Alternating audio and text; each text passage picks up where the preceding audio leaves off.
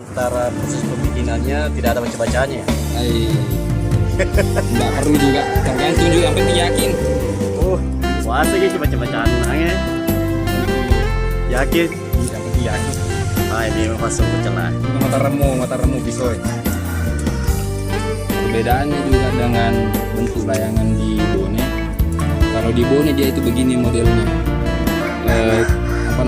Kulit bambu di bagian depan. Terus untuk sayap semuanya diikat di belakang. Nah, kalau di setrap itu di wajo dia bambunya dia seperti ini. Jadi tulangnya kulitnya ke samping. Terus sayap atas diikat di belakang. Sayap bawah diikat di depan. Jadi dia silang. Itu juga fungsinya untuk ketahanan angin. Assalamualaikum warahmatullahi wabarakatuh. Agak kareba sapo, mudah-mudahan madisimaki. Amin. Siang ini sesuai janji saya episode beberapa hari yang lalu bahwa saya bersama Pak Sahar yang topi merah itu di belakang akan mereview, akan membuat layangan jalagundi ataupun layangan lambaru. Nah, seperti apa pembuatan atau proses pembuatan layang-layang pitu-pitu bugis ini? Ikuti terus Sapo channel The Bugis Jack 19.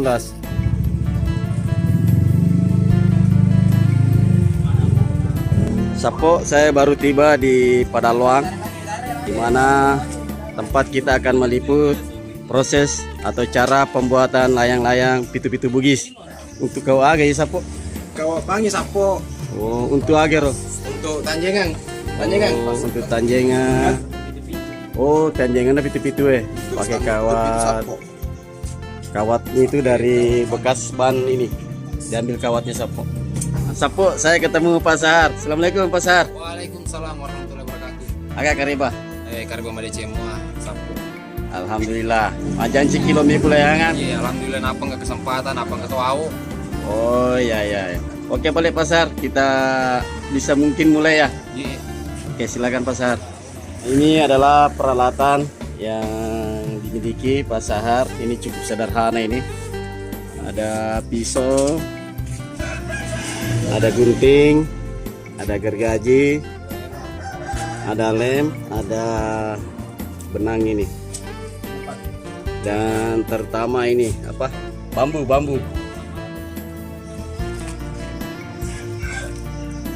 Jadi pertama-tama apa dilakukan Pak Sahar? Mengukur panjang bambu untuk sayap dan tulang tengah.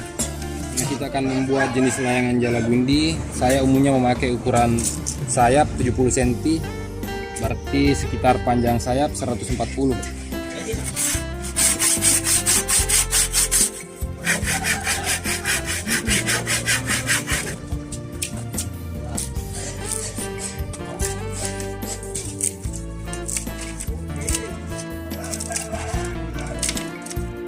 Jadi kita usahakan untuk pemilihan bambu yang lurus supaya hasilnya kelenturannya pas. Kalau untuk lebar tergantung juga dengan berat-beratnya layangan, disesuaikan saja. Umumnya berapa senti itu? 2? Nggak sampai juga. Oh, antara 1 sampai 2 ya. Nah, jadi Sapo ini untuk tulang tengah, bagian tengah dari layangan. Saya biasa memakai ukuran 125 cm, mulai dari ujung bawah sampai ke ujung atas. Jadi kita pilih bambu yang lurus dengan ketebalan sekitar 1,5 cm. Ciri khasnya layangan bugis itu dia untuk bagian kepala sampai bagian sayap bawah yaitu tebal, harus tidak boleh bengkok dia. Nah, setelah sayap bawah dia akan ke bawah semakin lentur. Jadi dia kalau kena angin dia bermain seperti ini. Dia bermain juga. Sapo, penjelasan pasar tadi itu mengenai ukuran. Nah, kebetulan ini sudah ada yang jadi juga. Tapi kita memang sengaja untuk mereview pembuatan satu layangan khusus untuk episode kali ini. kita meraut mulai dari tengah dan ke ujung semakin lentur. Nah, kalau untuk layangan Jaladundi dia tengahnya tempat pitu-pitunya harus tidak boleh bengkok dia. Nah nanti dia sekitar 30 cm dari ujung dia mulai melemah, dia mulai lentur. Jadi bismillah.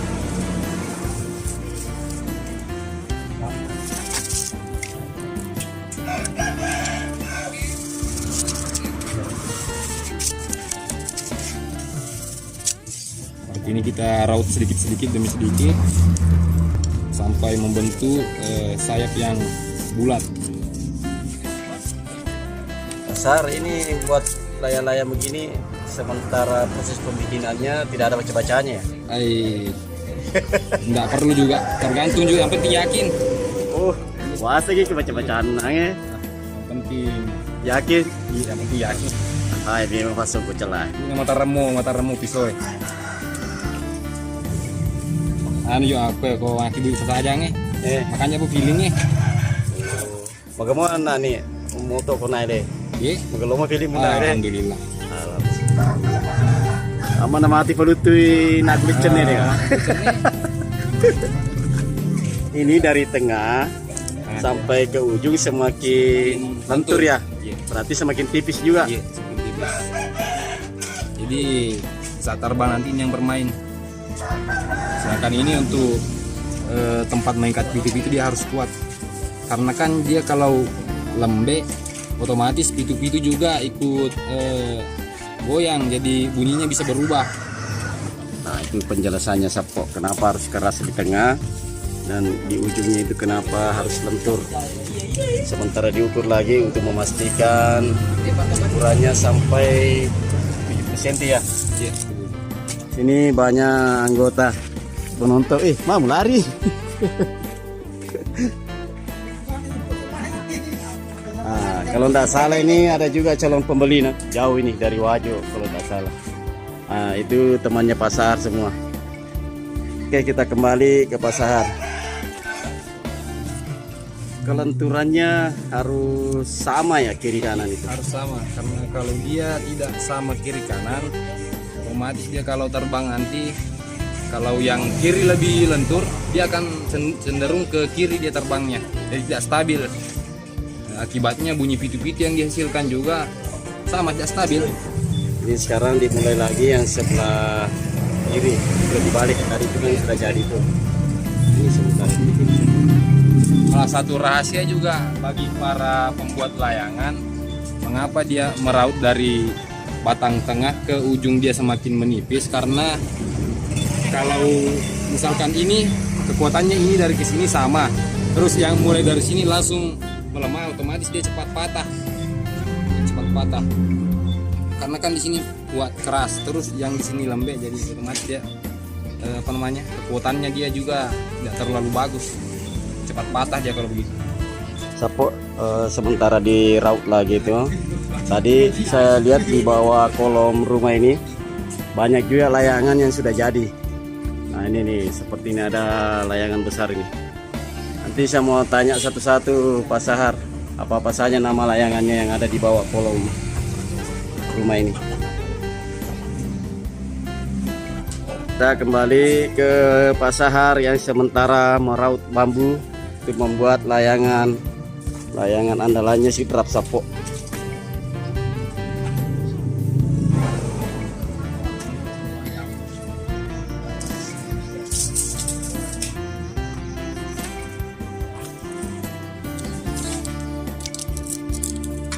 Jenis bambunya sendiri, apakah ada bambu khusus? Kalau bambu tidak terlalu juga berpengaruh jenis bambunya, tapi yang penting dia misalkan dia tua bambunya, itu bagus sekali untuk layangan. Oh, bambu kuning? Iya, maka tuh sih. Kalau bambu kuning bagus juga sebetulnya, karena dia tulangnya banyak jadi lebih kuat. Cuman dia kekurangannya bengkok. Oh, lagadi. Kekuatannya juga yang atas dan bawah itu harus beda. Yang di atas itu dia lebih keras, sedangkan yang di bawah dia lebih cenderung lemah, karena fungsinya dia yang saya bawa sebagai pendorong. Ini raut untuk bambu sayap yang bagian bawah ya.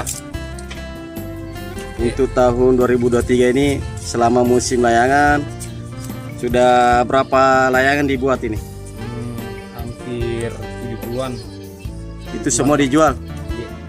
Variasi harganya mulai dari harga berapa? Dari harga yang 250 dan 350 yang paling mahal. Itu jenis-jenisnya apa saja? Jenisnya beda-beda, ada merak. Kalau merak begini 200. Kalau lambaru sekitar 350, itu sudah sama pitu-pitu. Jadi tinggal langsung diterbangkan. Kalau meraknya tadi dengan pitu-pitu juga? Iya. Nah, kalau merak dia lain juga pitunya. Cuman layangan saja 200. Kalau dengan pitu-pitunya? Kalau dengan pitu-pitu ya 250 lah. Kalau pitu-pitu roll, kalau rotan dia agak mahalan sedikit karena pembuatannya tidak segampang roll. Dan turisnya juga tidak bisa satu hari. Nah, paling banyak jalagundi. Jalagundi. Iya. Kalau jana ada juga? Kalau jana terus terang saya tidak bisa bikin jana. Oh, Ya, ada anunya, ada apa namanya? berarti jana itu termasuk layangan spesial ya? Spesial. Cuman orang-orang tertentu saja di kampung saya sini. Cuman berapa orang yang bisa bikin? Nah, dari 70 itu ada berapa ukuran? Ya, maksimal itu ukuran 3 meter lah untuk standar bawah hidup itu. 3 meter lebarnya? Ini juga kemarin yang kita bikin jenis lambaru, dia itu ukurannya 3,5 meter bagian sayap, tinggi 420.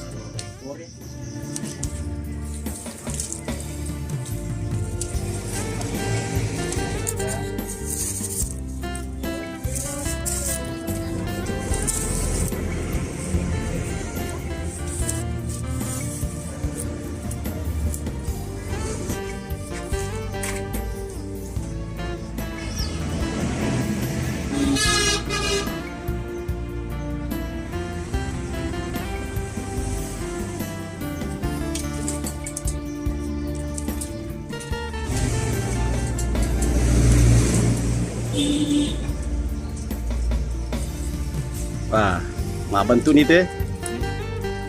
Jadi ini sayapnya tadi dua, sudah mulai tadi kelihatan bentuknya itu sayapnya sapo. Sekarang pembuatan tulangnya. Kata sapo.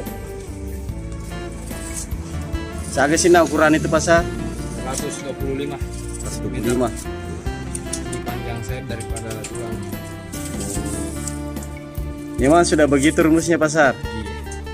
Jadi mapake sapo rausan na laka mapa mulai ase malupo pena yawa pena yang bicu, jadi lentur dia. Nah, kalau ini untuk bagian sayap dia nak dikelo terus kado sina supaya kalau dia kena angin yang apa namanya yang tidak terlalu keras, punya angin sedikit, dia itu turunnya dia tidak cepat saja nih, kayak mengambang dia.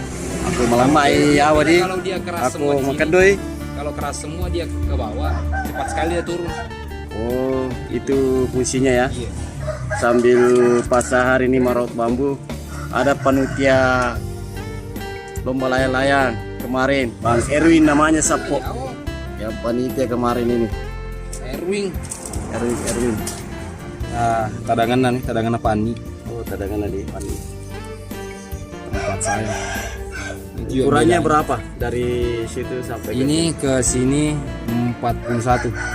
Sudah diukur, diperkirakan saja. Iya, sudah dihafal juga. Karena kan ini temannya ini bambu sudah sering dipakai, jadi kita tahu juga ini rasnya seperti apa. Oh, Panjangnya. 41 cm sampai. Perbedaannya juga dengan bentuk layangan di Bone. Kalau di Bone dia itu begini modelnya. Apa namanya? Kulit bambu di bagian depan. Terus untuk sayap semuanya diikat di belakang.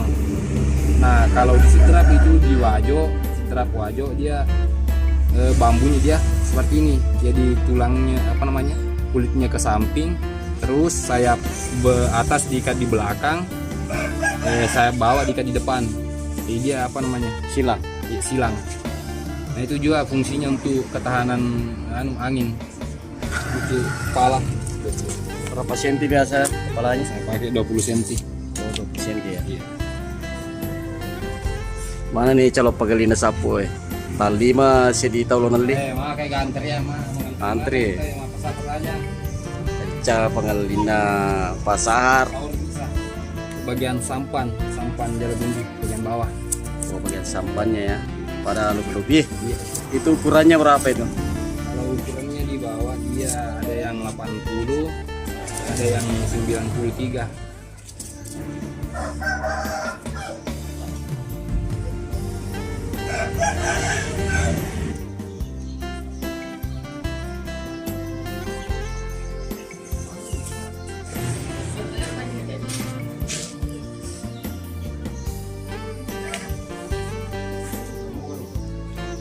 Sapo, alhamdulillah ini sudah selesai raukan bambunya. Ini untuk tulang. Dan ini ada 2 sayapnya. Dan ini untuk apanya tadi ini yang dibawa, Sar? Sampannya sapo. Nah, kita tunggu proses selanjutnya dirakit oleh Pak Sahar. Sapo sebelum dirakit, Pak Sahar lagi istirahat ini, lagi minum-minum teh. Tapi kita mau nanya-nanya nih, karena ada juga layangan yang sudah dibuat sebelumnya. Ini layangan apa nih, Pak Sahar? Ini wow. Nah, itu bedanya dia wow di Malaysia dengan di sini. Kalau wow di Malaysia dia itu bagian bulannya dia sampai ke sayap. Nah, cuman kalau tidak di sini kita sambung dengan tali saja supaya ini sayap lalu basah dia bermain. Layangan apa namanya nih? Wow. Wow. Kalau di sini ini termasuk lambar juga. Ini ada juga layangan, Pak Sahar. Layangan apa ini? Nah, kalau ini jenis jalagun ini sudah 70% ini hampir jadi. Tinggal dimotif, dipasangi itu dan dites. Ya, keunggulannya dia ini jenis jalagun dia itu sangat ringan, jadi tidak butuh angin kencang, dia sudah bisa terbang. Beda dengan kayak lambaru, merak, nah, susah dia terbang kalau tidak bagus angin. Jenis layangan yang berekor. Panjang sekali ekornya dia, biasa sampai 10 meter. Kalau ini kita pakai 3 helai 12 meter.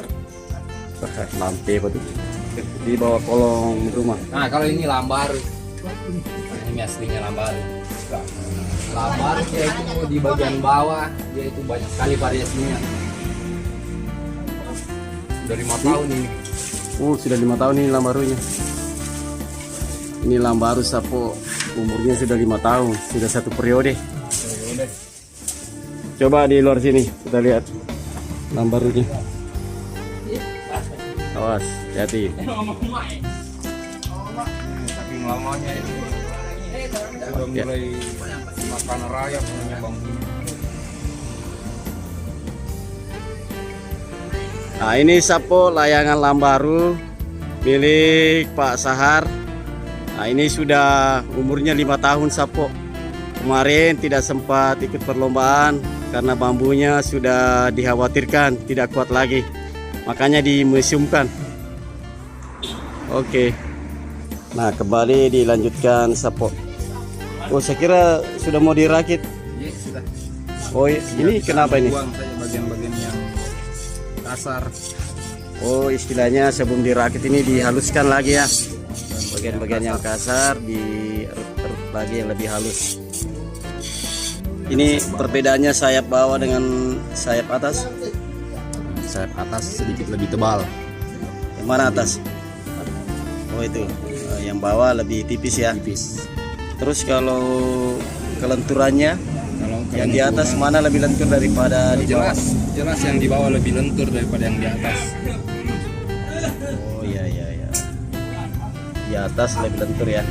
Di bawah. Kita coba merakit.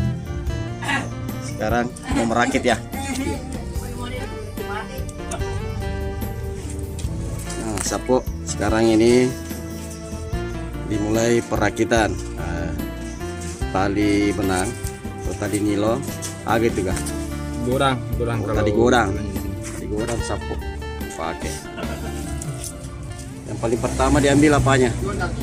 atas. Sayap atas. hadapannya dia bagian kulit harus di bagian dalam. Terus diikatnya dia agak sedikit miring, dia begini, dia tidak Karena motor lagi ya. dia kalau sayap layangan bagian kulit bambu dia menghadap ke dalam, sedangkan pemasangannya pada tulang tengah dia agak sedikit miring, jadi tidak tidak rata begini, dia sedikit miring.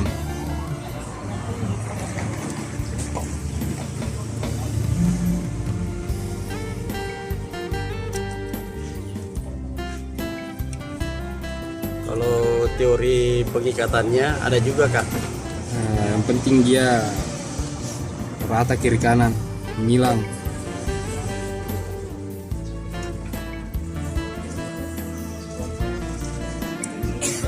Ini bagian apa ini? Ini bagian bawah.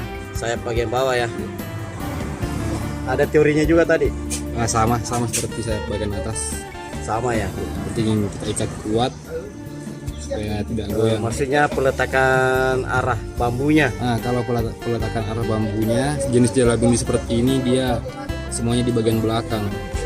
Beda kalau ulam baru merak dia sayap bagian bawah dia di depan sini. Terus bambu untuk tulang tengah dia bagian kulitnya menghadap ke samping. Nah, itu Sapo. Jadi Pak Sahar ini membongkar semua rahasianya, cara pembuatan layangan jalagundi. Tidak ada lagi ditutup-tutupi Sapo. Boleh kalau Anda mau mencobanya juga, silakan diikuti tutorial ini. Kalau mau cepat langsung beli. Cuman kalau Hubungi mau, WA-nya Pak Sahar. cuman kalau mau diajarkan nggak bisa dia cuman di chat saja. Harus Oh, dia kalau mau langsung. belajar boleh datang ya. Iya. Itu apa ya? Diberikan Kita itu. lem agar tidak goyang dia. Oh, lem apa biasanya dipakai? Seperti biasa ini lem super, Super. Lem Korea lem Korea. atau lem Alteco. Fungsinya supaya tidak Supaya goyang dia ya. tidak goyang. Mudah juga kita menstabilkan ukuran sayapnya. Nah, sudah pengikatan bagian sayap Sapo. Kita biasa menyambung sayap menggunakan pipet seperti ini. Pipet apa biasanya, Pak? Pipet teh gelas. Oh, pipet-pipet teh minuman kotak. ya. Iya, ini dia muat di ujung. Dia masuk. Biasanya kan juga diikat pakai benang. Iya. Cuman dia kelemahannya kalau diikat begitu, kadang ini patah. Nah, kalau pipet dia juga ada kelemahannya, biasa putus. Tapi kan kalau pipet begini bisa diganti. Nah, kalau yang diikat bambu sama bambu dia biasa patah sedikit. Nah, otomatis dia itu panjangnya saya berkurang. Kurang ya. Iya. Kalau ini dipastikan tetap sama. Iya, sama. Tinggal saja ganti kalau sudah kalah. Mulai berbentuk layang ini Sapo. Ini penyambungan untuk sayap yang sebelah.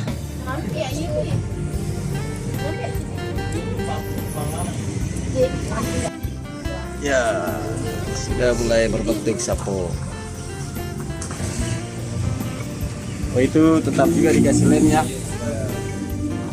Tidak lepas dia.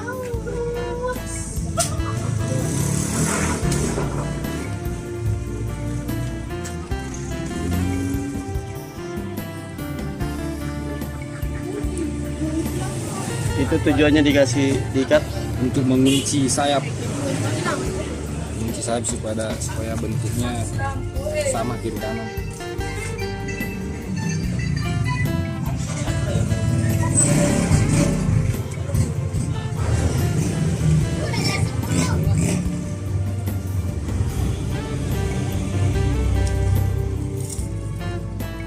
harus sama jaraknya ya.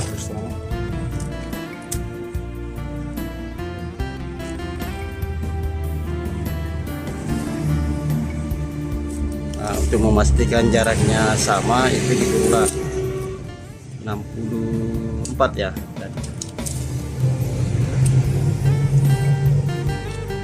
Ya. sama pas. Bagian saya bawa ke sampan, kita ambil ukuran tengahnya. Oh, jadi ini ukuran sampannya diambil jarak tengahnya ya. Sayap. Itu berapa tadi Siti? 64. 64. Nah, diukur dari sini sampai ke bawah situ 64. Disitulah diikat nanti sampannya sampai. Untuk jarak sampan pakai 9 cm.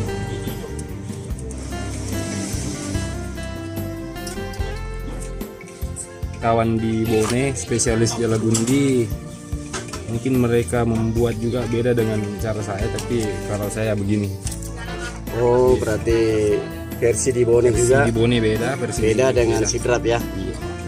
Ya, kalau ada yang komen kenapa beda di Bone dengan di sidrap, nah itu tadi penjelasannya. Ini versi sidrap Sapo. Lenturannya beda. Nah, yang paling lentur kita taruh di atas. Yang paling lentur di atas ya. Hadapan bambunya bagaimana itu? Sama dengan saya tadi bilang. Kemana dia melengkung, nah ke sana lah dia menghadap anunya, kulitnya. Sini melengkung ke atas semua ya, Iya. menghadap ke atas semua. Kadang juga ada yang membuat layangan dia terlalu keras sayapnya. Biasa juga dia balik. Ini bagian apa namanya, bagian daging bambunya dia menghadap ke dalam. Oh.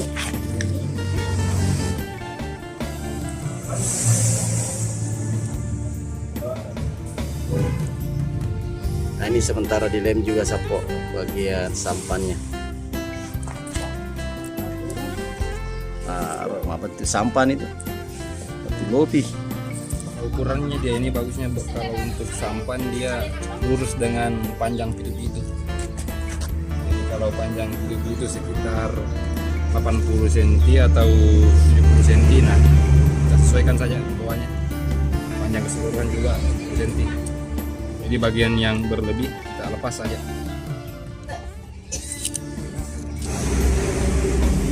Oh, yang dipotongnya harus disamakan panjangnya ya.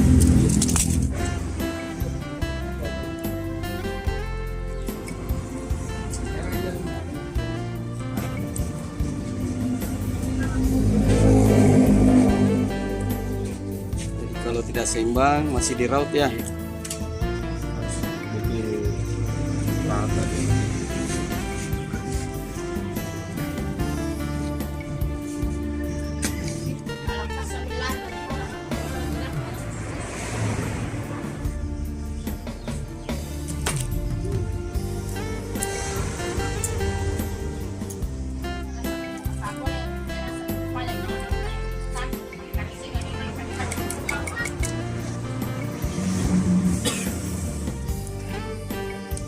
Untuk jalannya di bawah, bagian jala makanya di situ disebut jala.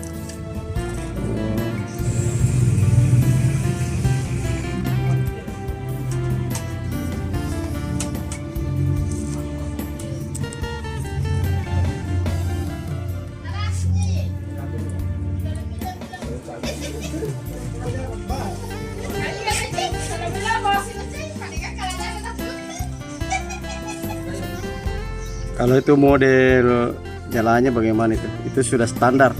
Standar. Ada namanya nggak? Eh, Kan kayak istilahnya. Ya, agak. Kan kita ini setelah kalau bikin jalagundi itu namanya niru. Oh, tetap juga diukur ya. Harus sama juga berapa senti itu? 30 cm. 30 senti ya.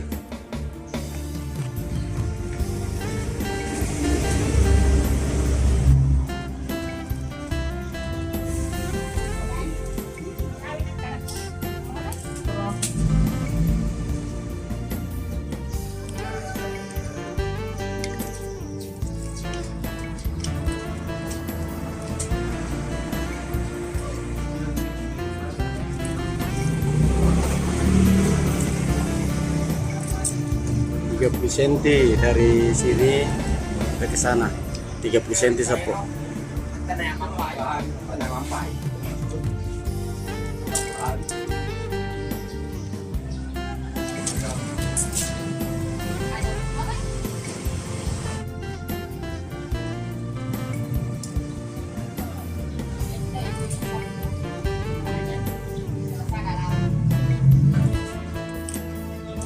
Berapa senti? 3 ya? Oh, jadi itu cara scale-nya ya? Agar sama ukurannya.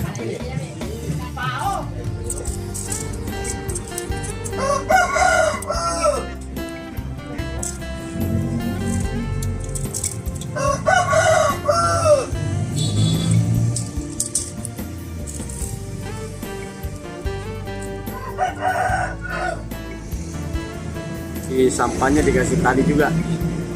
Gunanya apa? Bentuknya sama.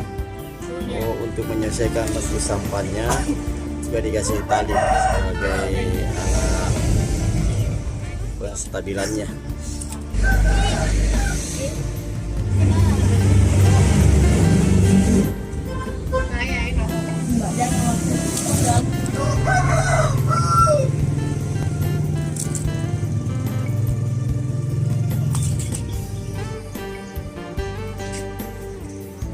Pasar aku ini aceri pola-pola na tulu-tulu nih. Beda kah kalau tui? Sebetulnya tidak terlalu berpengaruh juga. Ada yang cuma lurus ke bawah saja, ada yang sikat di tengah terus kiri kanan. Tapi kalau yang umum di Bone itu begini ya. Jadi kita ikuti yang umum saja ya. Ada yang cuma pakai ini saja, kiri kanan tidak ada yang gitu. Nah, di bawah sini.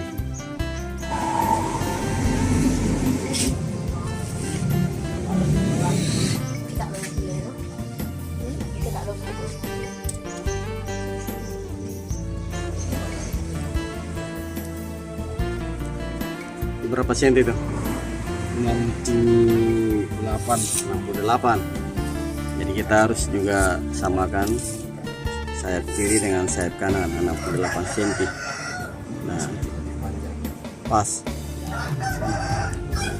Alhamdulillah Sapo, proses pembuatan layang-layang Hugis Jalagundi sudah selesai, mulai dari rok bambu, perokan bambunya sampai pasang talinya ke Sapo sudah sukses.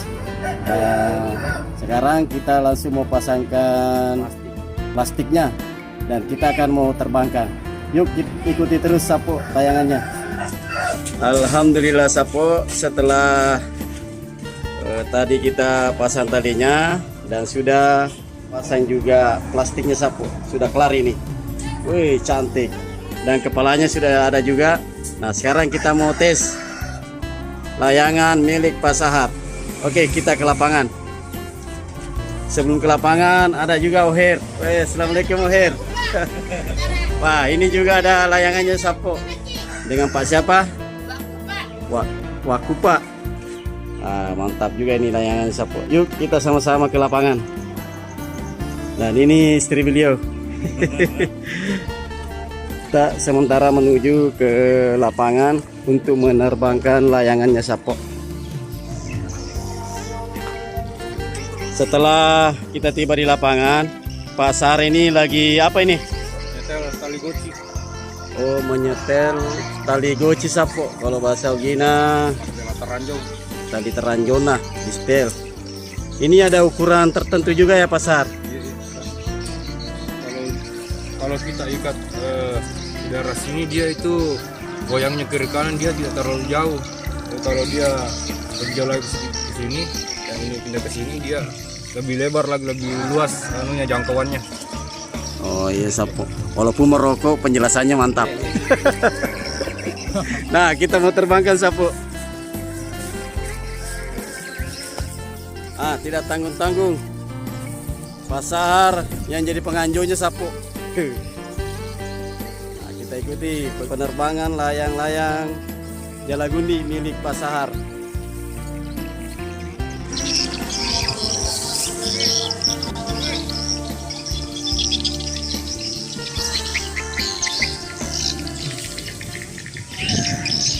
Sementara mengambil lancang-lancang Sapo. Wih, mantap Sapo. Mantap. Layangannya Sapo Jalagundi milik buatan Pak Sahar.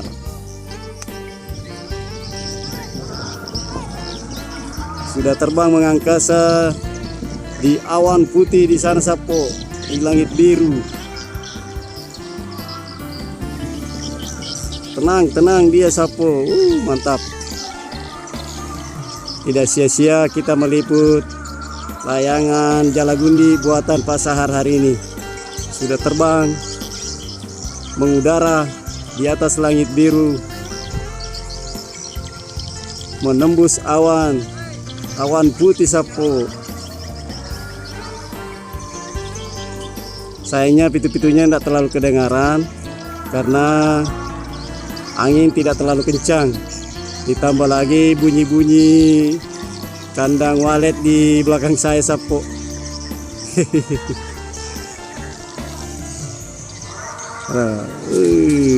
Mantap.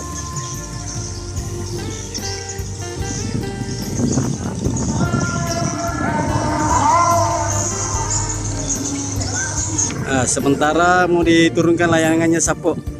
Alhamdulillah sudah berhasil terbang. Dan Pak Sahar yang mengambil alih ini untuk menurunkan layangannya Sapo. Katanya tadi masih ada kekurangan setelan daripada tali gocinya. Jadi akan di setel lagi biar cara terbangnya lebih stabil. Masih agak liar Sapo. Jadi katanya itu mau di setel lagi. Oke, terima kasih untuk The Bugis Jack 19 yang telah meliput kegiatan kami membuat layangan Jalagundi. Sekaligus menginformasikan kepada seluruh masyarakat Bugis dimanapun berada bahwa ini pitu-pitu adalah tradisi kita yang harus kita jaga. Jangan sampai tradisi ini punah, karena suatu keunikan kita orang Bugis punya tradisi menerbangkan layangan yang bunyinya sangat merdu seperti ini. Satu-satunya layangan yang membawa sendaran yang merdu inilah pitu-pitu Bugis. Nah, jangan lupa juga subscribe, like, komen, dan share sebanyak mungkin video-video dari The Bugis Jack 19 agar bisa memberi manfaat kepada masyarakat yang lebih luas. Terima kasih, mantap.